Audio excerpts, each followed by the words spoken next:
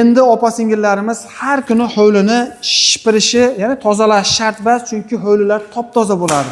Undan tashqari har haftasiga so'kildi yoki burchatgani yoki bo'lmasa mana bu oynakni artish shart emas. Bular ham xudo xolasa top-toza bo'ladi. Albatta tepaga shunaqangi naves qildiradigan bo'lsalar.